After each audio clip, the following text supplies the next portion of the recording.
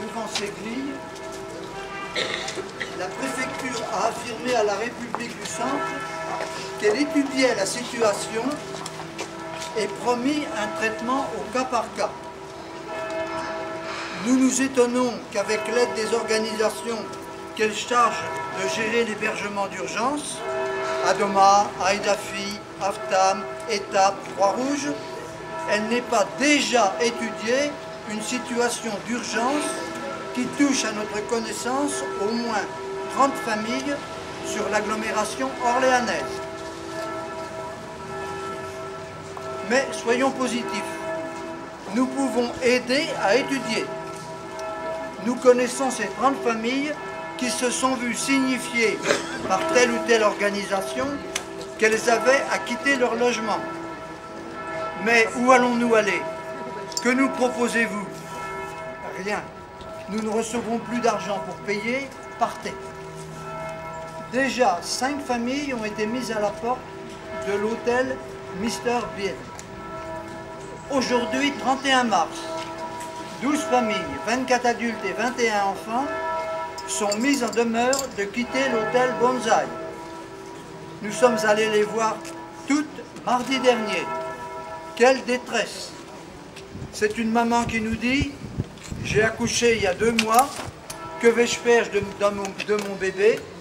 Si je téléphone au 115, ils vont m'envoyer au Monté et à 9 h je me retrouverai dehors jusqu'à 17 h. » Un Congolais a 3 sacs de médicaments sur sa tablette. Maladie chronique et rage de dents. Comment vais-je faire dehors? Ils vont encore nous séparer, pleure une Géorgienne. Mon mari dans la voiture avec le plus grand et moi au Monté avec la petite, etc. À Saint-Jean-de-Bray, 12 familles, 26 adultes et 12 enfants sont sommés de partir le 30 juin. Promesse de traiter au cas par cas. Nous sommes décidés, nous aussi, à suivre cas par cas, tous les cas, et d'abord à gagner du temps pour un règlement juste de chaque cas. Ces familles sont toutes hébergées là, au Bonsaï, au moins depuis 4 mois. En conséquence, selon la loi, elles disposent des mêmes droits que les locataires d'un logement meublé. C'est leur résidence principale. Elles ne peuvent être expulsées sans qu'il y ait plainte, décision de justice et accord des forces de police. Tant qu'elles ne trouvent pas d'autre logement, nous leur conseillons de refuser le départ, de rester là jusqu'à ce que leur cas ait été étudié et résolu. Et nous les soutiendrons.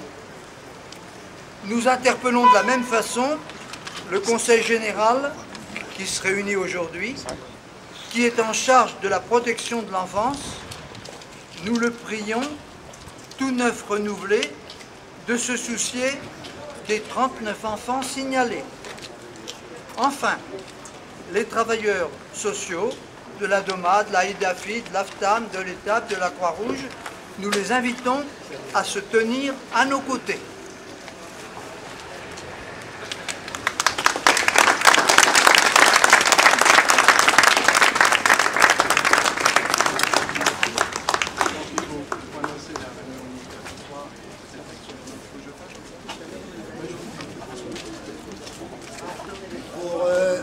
Pour faire le point sur la situation, il y a une réunion ce soir à 18 h au local de la FSU, 10 rue Molière à Orléans, c'est dans le quartier des Acacias. Donc on fera le point.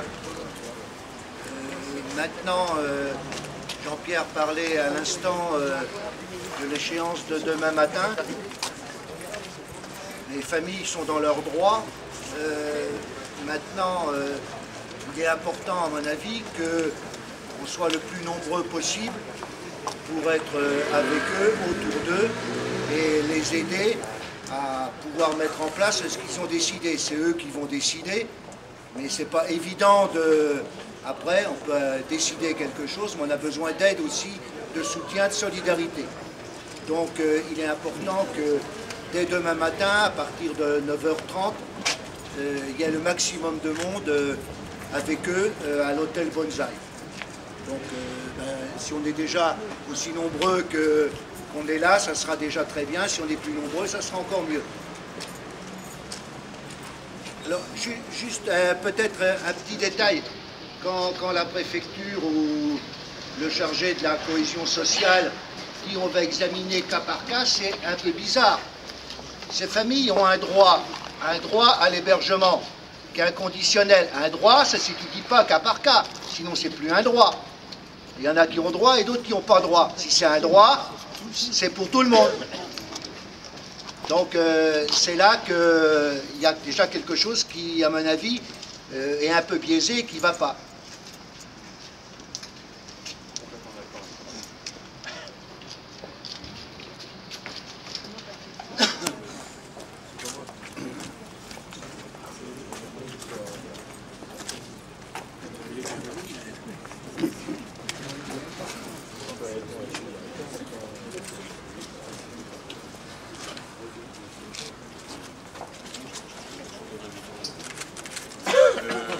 Oui, alors la FNARS de son côté a adressé un courrier au préfet, donc il reprend un petit peu les termes de la déclaration orale de tout à l'heure, et autour du réseau éducation sans frontières Asti-Simal, un courrier a été, Librasso, collectif Librasso, un courrier a été également adressé au préfet. En demandant un rendez-vous, on n'a pas de réponse. Nous, on verra, je ne sais pas s'il est parti. Le courrier est parti, mais on n'a pas eu de réponse à un moment, mais bon, ça fait un peu de temps maintenant. Je sais pas, moi je rejoins François sur la prudence entre ce qui est de l'ordre de faire du cas par cas et effectivement la réglementation qui exige et qui est un droit applicable à tous, de pouvoir être hébergé, qu'on soit en période hivernale ou en période estivale, en période d'été. L'hébergement d'urgence, c'est toute l'année. Le Code de l'action sociale le dit très clairement. Donc, moi aussi, je suis très prudent sur l'analyse des situations au cas par cas.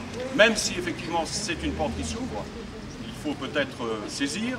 Pour autant, je pense qu'il faut avoir des revendications, en tous les cas, la FNARS est claire là-dessus, des revendications beaucoup plus globales et générales, et sur l'application des textes en vigueur. Si on doit faire un point au niveau régional, on parle de 150 personnes, c'est des chiffres qu'on remonte de chaque département.